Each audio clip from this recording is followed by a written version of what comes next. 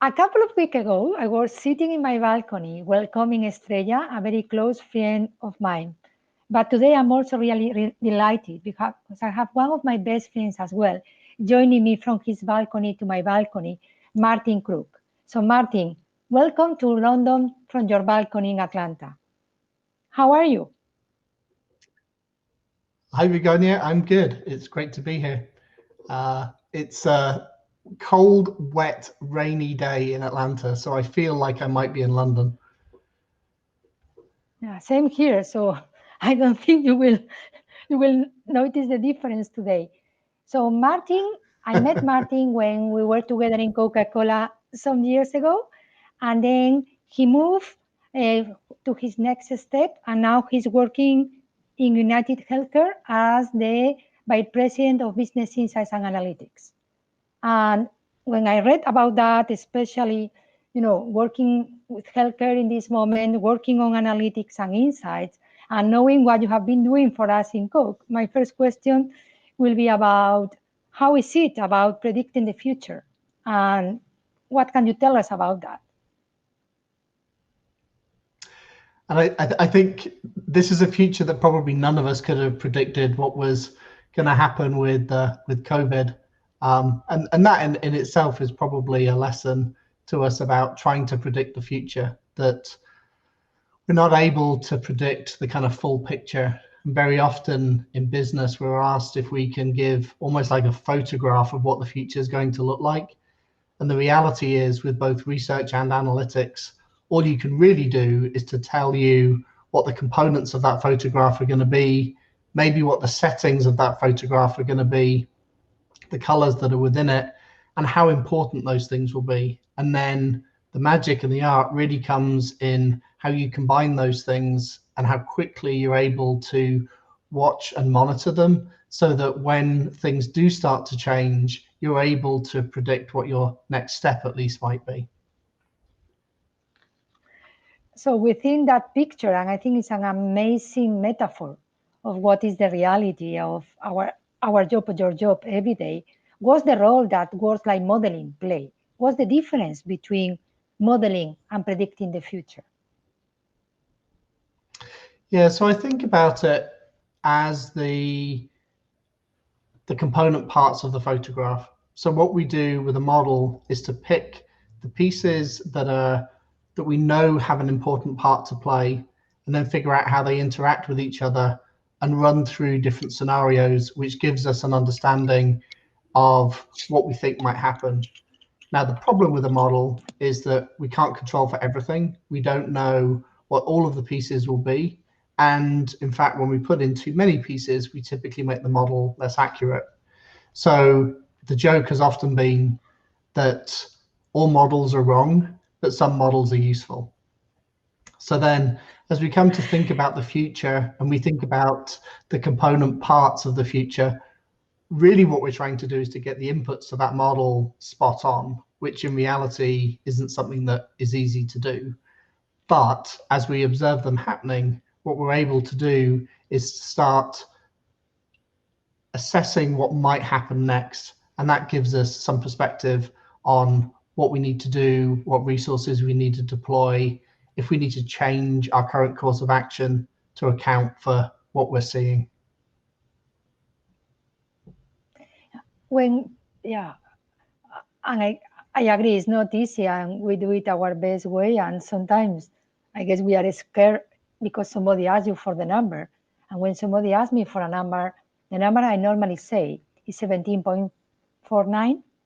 Yeah, you ask me anything, I will say 17.4.9. Yeah, because if you want a number, I have a bunch of numbers. If you want me to help you to predict the future, as you were saying, then that's a very serious conversation. It's different than just a number. Said so, based on the conversation, Yeah, and I usually say the answer is 42. Yeah, that makes me more complicated because they want to grow a lot. So 17 makes me feel happy, but not that much. But you are right. When I was speaking with other people about the future, you always have the debate about what is better, to speak about present forward or to speak about a future back. Based on what you said on the models, It looks like you are much more into present forward, or I'm misleading you. What do you think about that? I think it's a combination of both. So it's like that classic statement when you open up your stock portfolio and you see that all predictions are based on past events. And very often that's exactly what ends up happening as we try and predict the future or build models. We look at past events to try and predict what's going to happen next. A classic example in our world, in the world of marketing, is to think about marketing mix modeling, which does a great job of explaining everything that happened last year, but doesn't always predict what's going to happen in the future year.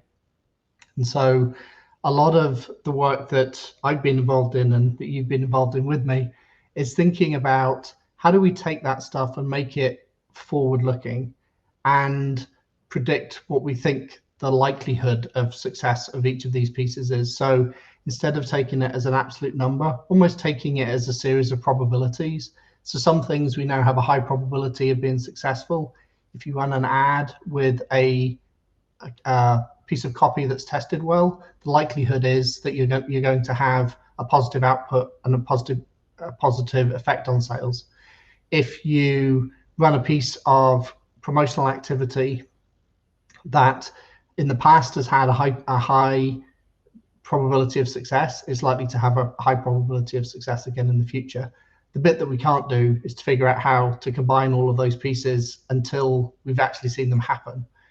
And that's really where today I think what we end up doing is trying to predict the very near future. And we do that using faster moving metrics that effectively update that model. So as we're trying to make our predictions, we build tools that allow us to estimate what's going to happen tomorrow or how our advertising today impacts tomorrow, which means that we can take action very quickly and have an impact on the future.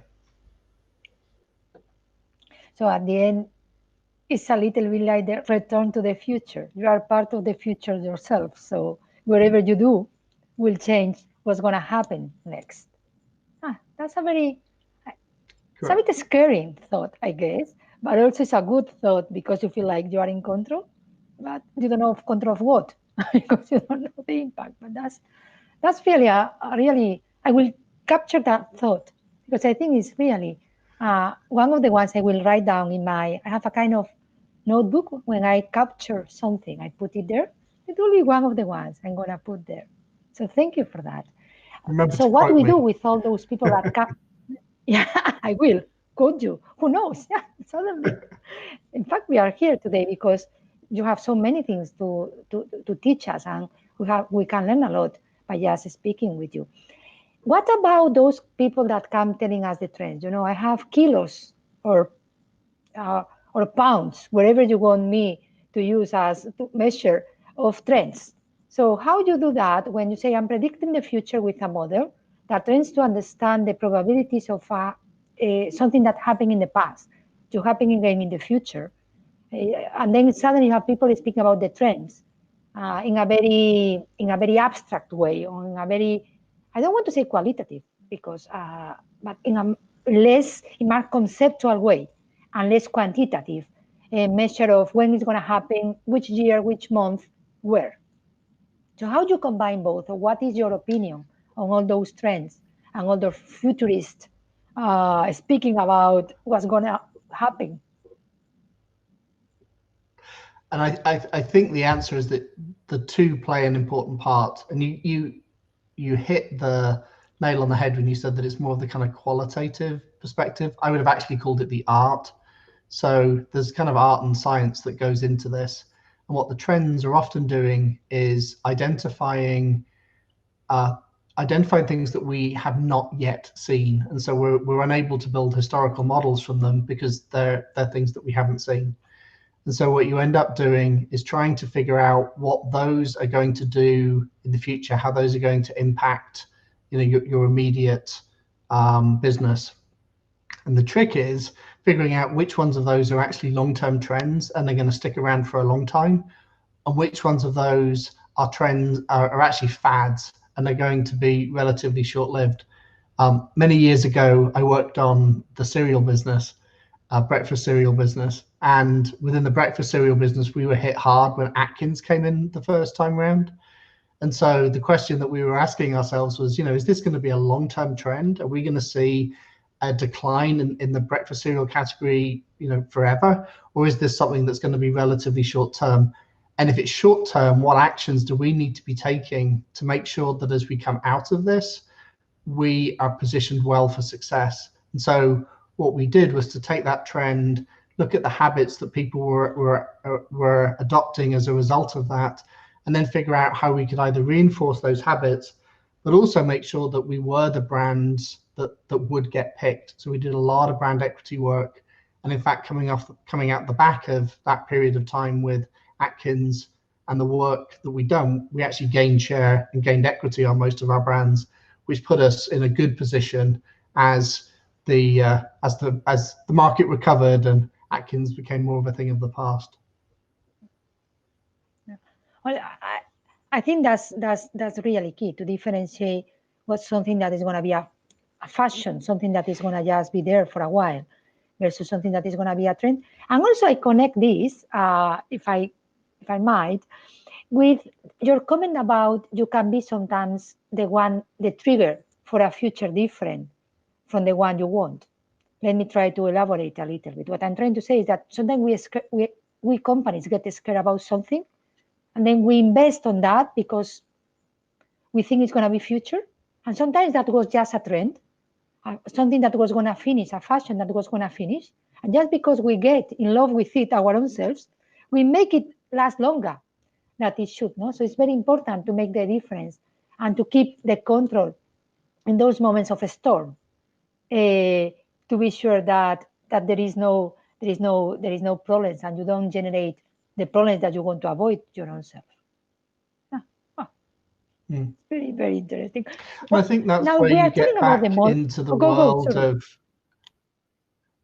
I think that's where you get back into the world of thinking about behavior and more of the kind of psychology behind it, which is often more classical kind of market research type thinking. So I particularly like the work of BJ Fogg and his BMAT model. So behavior is driven by a person's motivation, their ability to be able to do it, and then some kind of trigger. And so I think what we are often able to do is to figure out broadly what the behavior is, which we observe, we see as trends. The motivation for that behavior is often the hardest thing to actually figure out. And is the piece that's really hard to model, because you can identify that someone's motivation in early January might be higher around health, but you can't figure out what their motivation is likely to be in the middle of the year unless it kind of is attributed to some kind of cycle. Ability is much easier to figure out. I mean, in our world of consumer packaged goods, it was very much driven by distribution. It was very much driven by the ability to actually get the product and to drink the product. And then the triggers is really what we're doing a lot with marketing. So on the one hand, it could be advertising and communications, but on the other hand, it could actually just be the habits that people have created. So drinking a Coke with a meal, having a Coke when I go to the cinema. Those triggers are actually much easier to figure out because we know when we're going to advertise. We know how many meals there are a day. We know broadly how often people go to the cinema. So pieces of that are easier to model. Other parts of it, like the motivation part, are harder to model, and you have to look at the very kind of close in stimulus that's happening to figure out what the motivation may actually be.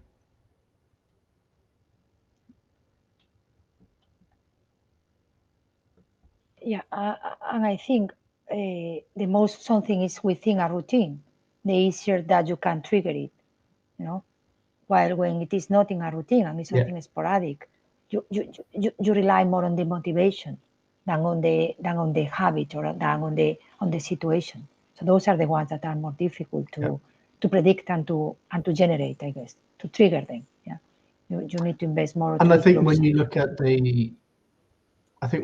trends, looking at the whether they're forming habits and how they're kind of falling into people's lives. So is it becoming part of a routine, or is it something that sits separately? Is a good way of identifying whether this is really a trend and something that we need to take action around, or whether it's something that's likely to be relatively short-lived. Well, I think we are in a very unique moment to see, it's not trends, it's a bit forced, but I guess it's changing a lot our habits. Maybe, if this were in a different way, you and me will be sitting in one of these places because you will be in London or I will be in Atlanta, and we'll be having this chat together on the same sofa. While, today we are doing it in a very different way. So I think that's one of the key questions that is to be seen, is which of the things that are changing today will stay and which ones were just something that was there, not because of fashion in this case, but much more because of it's the only thing you can do, obligation, but still you will change them. So what do you think is going to affect more? The things that are going to stay. Why do you think some things are going to stay? And I know this is not about the models, and we will come back to models after this, but I'm speaking about the COVID situation. What do you think are the things? So why some things will stay? Which is the motivation you think is going to help things to stay? And which is the one that is going to evaporate or disappear in the moment we can be together, you and me, on a sofa, having this conversation? This might be a better conversation over a glass of wine, but actually, as I think about it, back in that BMAP model, there's a few things that have changed that I think changed the way that we're living during COVID. So I'm going to take the letters out of sequence, but the ability piece is huge. So not that many years ago, it wouldn't have been possible for people to work from home, to have high enough speed connections that we could video conference, sometimes feel like we're physically with people when we're not. I happened to start a new role just before COVID started, and then have been spending a lot of time meeting various people around the world. I can tell you that some of those people I feel like I've physically met because I've spent pretty much every day talking to them on video conferences. And the ability to do that wouldn't have been there not that many years ago. Of course, the trigger is more obvious. We're being told, I believe right now in the UK, you've been put back on lockdown. I can see that happening shortly in the US. So that the triggers in this case tend to be a bit more drastic, as it were, in terms of the impact that they have. But of course also, and this comes back to ability, we couldn't just jump on a plane. If you jumped on a plane to Atlanta, you would need to quarantine, you'd need to have a good reason to be here. Same would be true if I tried to jump on a plane back to the UK. I would get questioned why I was doing it, and then I'd be expected to quarantine for 14 days. So it would be hard to do. But then I think as you look at the habits that we've built, so I've been chatting to several of my colleagues about this, coming down and sitting at your desk, being at your desk at 7 o'clock in the morning, the hour commute gone, using that extra hour to actually be able to get work done. And then at the end of the day, being able to spend a bit of extra time with the family, to go out for a walk or to do something that's a little bit more active. Those types of habits have been well established now, and I think will be difficult to break, which I think is why we'll see a lot more of the kind of homeworking and the situation that we see today happening. I think the rituals that we've created at the end of the day around preparing meals, sitting down again as a family and having a meal together, because we have the time, I think we'll see those play an important role moving forwards. And then of course, from a business perspective, I think a lot of businesses expected to see a drop in productivity that we really haven't seen. In fact, some of the businesses I've spoken to have talked about how there's been an increase in productivity because people get that extra hour at each end of the day, and often that's your most productive time. But also there's a potential opportunity there in terms of the cost of real estate. So if you're a business and you're looking at the money that you've lost as a result of COVID and thinking about how you can claw some of that back, a big one is the cost of the real estate and the cost of having people in offices. which could be a very easy lever to pull and to think about how we kind of adjust moving forward. Yeah, you are completely right. In my case, I have been at the office for only 4 times because, you know, here in UK, there was a moment that we were told in the middle of August, a month ago, go to the office. If you can go, go. Now they have told us, if you can stay home, stay. So for me, it's a bit like, even if I'm Latin, I'm flexible. I get a bit confused. But since I have been to the office, I have realized that there are 2 days that for me is good to go. The best one is Fridays, because, you know, I have a walk, a very nice walk in my case, through Hyde Park to the office, 45 minutes to 1 hour, depending how fast I go. So it's not just a small walk, and that helps me, especially when I'm back on Friday, to say I finished the week. And it's really like, even if I have a call later on or whatever, it's out of hours. So that one is a key one. And the one about is Monday I have to start also works for me. So I guess I'm also seeing in which moments the habit I used to have at the office is helping me to differentiate moments. And for me, that's key, because if not, it's more difficult to do it. So I think each of us will choose, as you were saying, which are the ones that help us to get the most of the both situations. So let's see. Maybe in a year time, we will be discussing or reviewing this and saying, oh, we were not right. And no, nobody's working from the office, but everybody's doing whatever. Yeah, so they are working from the parks because they don't want to be at home during the summer. Who knows? Coming back to the models. I think this is a place we'd all like to be wrong. Yeah, agree. Yeah, I think this is a place we would all like to be wrong. Yeah, absolutely. But we are where we are, and unfortunately, I mean, things, the time come to tell that we were right in terms of the time that it's going to take us to go out of this and the consequences. But let's see the shine of it. And if we come back to models, if we are saying the models are not so good and are not perfect, they are even bad, if I'm very direct, why we do them? What is the value of continue doing models and buying models or using others' models or challenging ourselves to be more accurate with models all the time? This comes back to the adage of all models are wrong, some models are useful. So very often the thing that's most useful about a model is the conversations you have beforehand when you're actually going about building it, to figure out what the component parts, the colors, as the analogy I used earlier of the photograph are. Because in doing that, you can get the organization aligned and you can end up kind of playing as one team. The other thing is, very often the reason they're useful is they align you to the pieces of the business that, if we improve them, would ultimately lead to a more positive outcome for the business. So it just serves as a framework to get the team playing as one team. I know you and I in the past have talked about, you know, a bunch of children playing soccer and you watch and there's absolutely nothing happening out in the field, to watching a group of adults who have a clear playbook. They understand what each of their roles are and they understand what the ultimate goal is. And I think the difference between the two is kind of the model and the conceptual way in which you think about how you pull all of this information together to get to a common goal.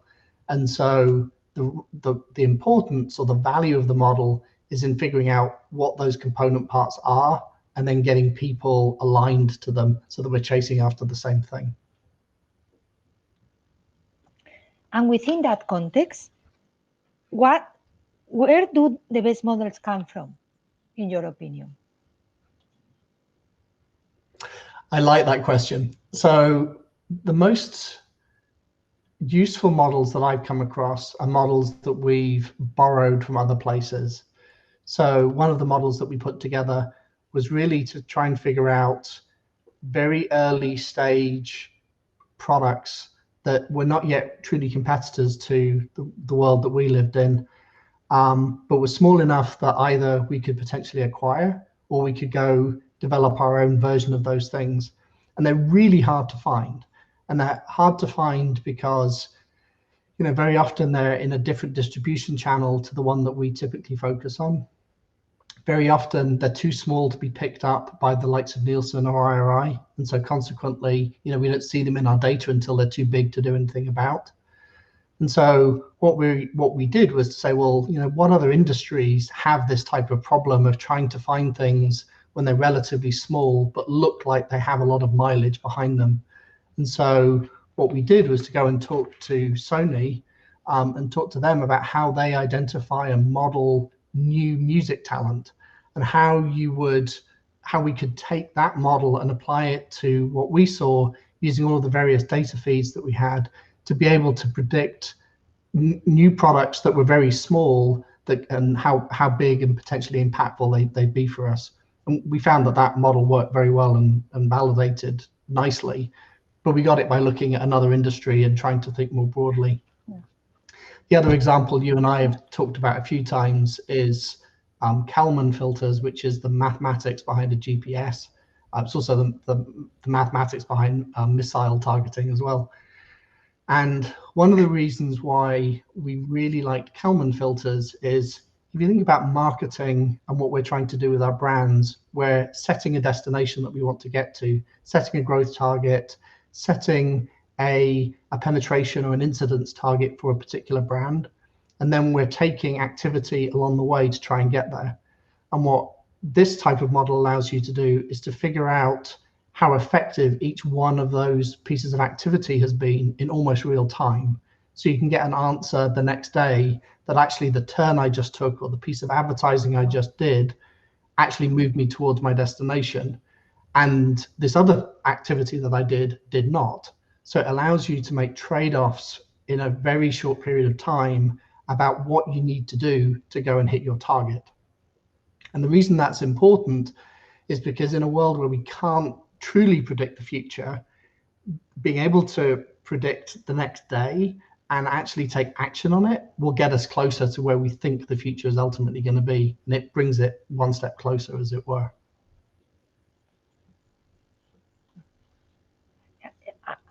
I fully, this is a discussion, as you were saying, that we have had several times, and I guess we will continue having, because at the end, how to be external focused, how to continue evolving and not get in love of the thing you have produced your own self, because also the things are evolving and you need even your models to be alive, no? How you keep them alive versus keep them stagnant. So as you said, it's a tool to be used, it's not a tool to be watched.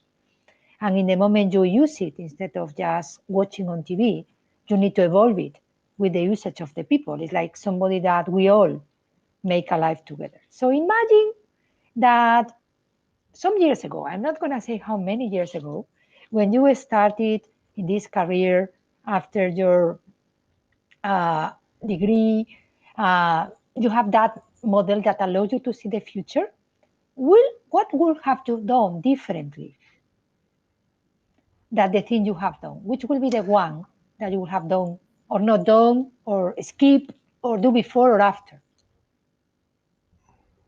I think the biggest thing that it's really a reflection looking back, so I suppose it's not so much a forecast, but it's the thing I would like to be able to have told 12-year-old Martin, is not to focus as much on the kind of technical perfection of everything. So as you know, my PhD is in nuclear physics. In nuclear physics, it's actually really important that you are accurate and that you do get things right, because the consequences can be very severe. But for the most part, what we're doing isn't nuclear physics.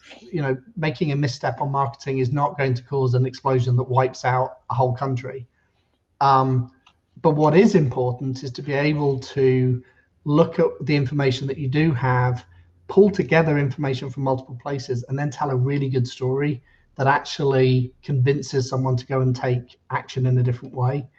And the thing I would love to tell 12-year-old Martin is focus on telling those stories, figure out how to tell those stories and the kind of general narrative behind it, because that's the thing that really makes things happen. And it's the thing that makes the models and everything that we do come to life and truly have impact.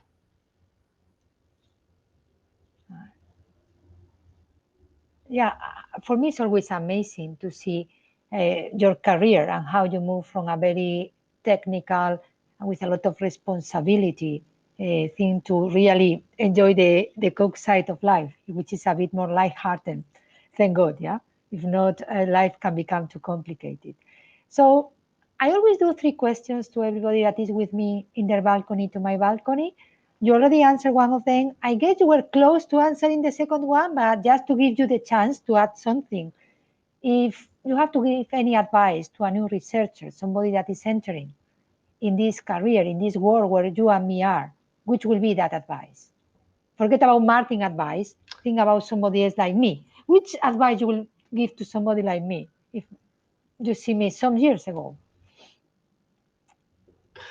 It's the same advice that I always give people when I give them career advice in my teams as well, which is to figure out the things that you really love and then figure out how to take them to the next level.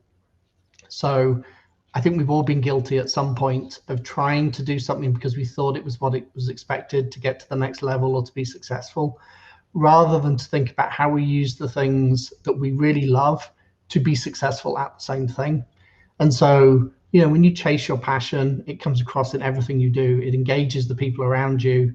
And often it's the thing that turns out to be truly groundbreaking. And that's the piece of advice I would give people is find your strength, find the things you love, and then figure out how to use that to be successful. I think it's a very wise advice. There is times that I always say we run to catch a train without knowing where the train goes, or even knowing that the train doesn't go to the place where you want to go, but because everybody is running to catch that train, you run in the middle of them, and then you're in the train and you're like, why in this train? I never wanted to go to that place. I know it's a place, it's full of mosquitoes, and I hate mosquitoes, or whatever. Yeah, so I can portray myself completely in that situation. And just my last question, and then I guess next time we see each other is going to be with the other people's questions to you, because those today were mine. I know you have nieces and nephews that you really love. Would you recommend them this career? Would you recommend them the research career for them, and why?